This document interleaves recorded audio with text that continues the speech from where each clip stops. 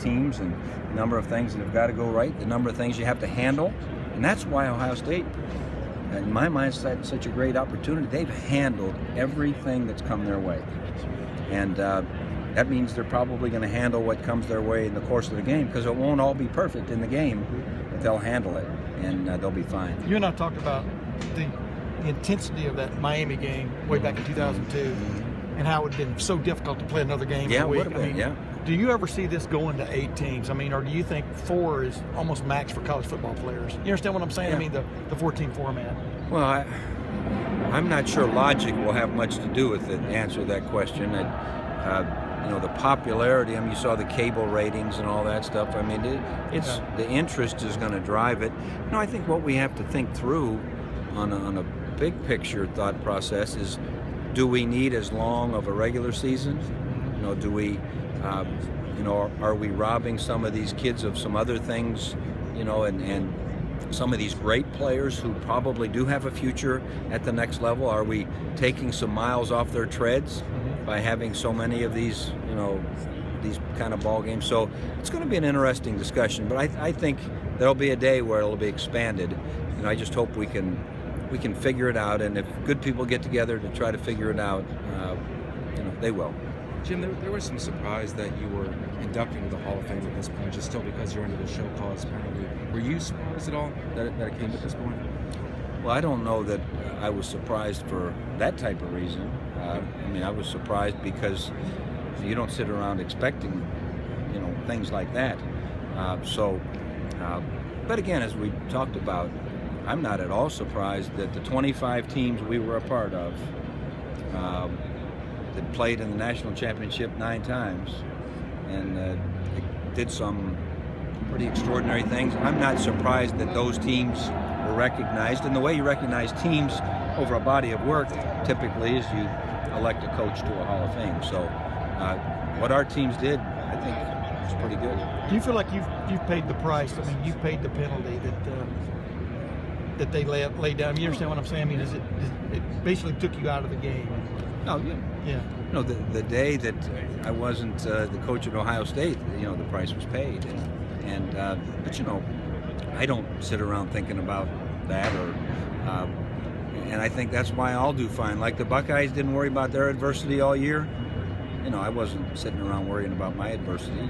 Just sitting down and saying, okay, what should we do next? And you know, so we're doing pretty well. Jimmy, I won't make the President's Hall of Fame, though, by the way. Hey, you don't know, it's early. You saw the start of the SEC ascension, and they really got on a roll there. Now it's sort of come back around, and the Big Ten seems to be back on the rise. Is it just a cycle, or have you seen something that, you know, has maybe changed? You know, I think the mind has a lot to do with things, and I think they might have listened to all you guys that they were the, you know, that they were the be-all. And if you hear that often enough and you're 19 or 20, you might start believing it. And someone only has to play it for 60 minutes. And if you're not focused in, you know, at the right moment, the rest of the competition is not so bad. So it was fun, you know, kind of watching some of the, you know, the Wisconsin, Michigan State, Ohio State roll that one day. That kind of changed. That had a lot of those people deleting some of their articles.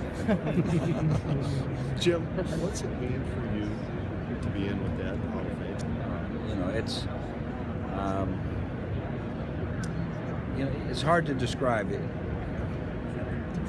You know, every morning I get up and I walk to work because we live in a house on campus, and I walk across the street to my office. Well, every day my dad, I grew up in a house on campus, walked across the street to work to try to make a difference.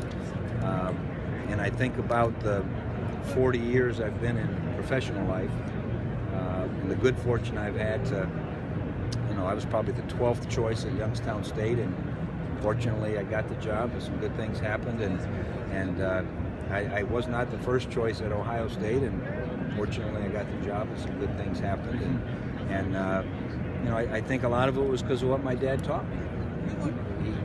He knew what was important, and he knew that the student athletes and how much you care for them is really what it's all about. And of course you want to get good at what you do, and you want to get competent and so forth. But the student athlete and the individuals, come above everything.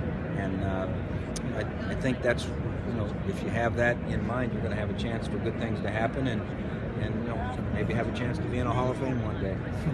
What made Buckeyes your first choice? You talked about you not being the first choice when you went to Youngstown State. So what stood out to you about Buckeyes? Well, I'm the president, so I wasn't really the search agent, if you will. At the end of the day, the reason we offered him the job was our athletic director was convinced that that was the best thing.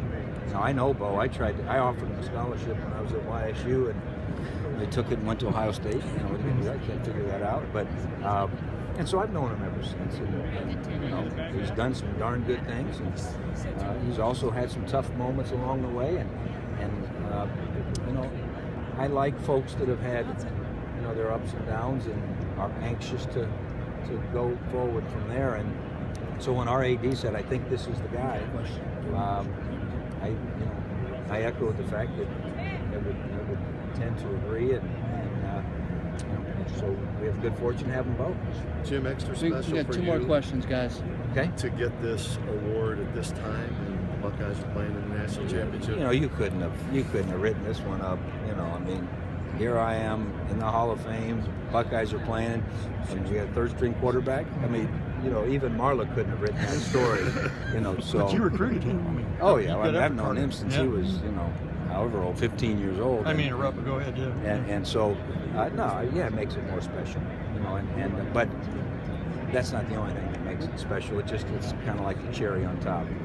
Marla gets the last question. That's always the rule. Some things don't change. Does your heart pound when you watch the Buckeyes now, like in the Alabama, or do you still feel that? Does it pound like? Does your it heart was pound when I was like coaching? Yeah. Probably not quite that. But oh yeah, you still feel like it's you twinge and and all that, and it's it's like everyone I run into from out of state, they just think that I've never been anywhere but Ohio, and you know what?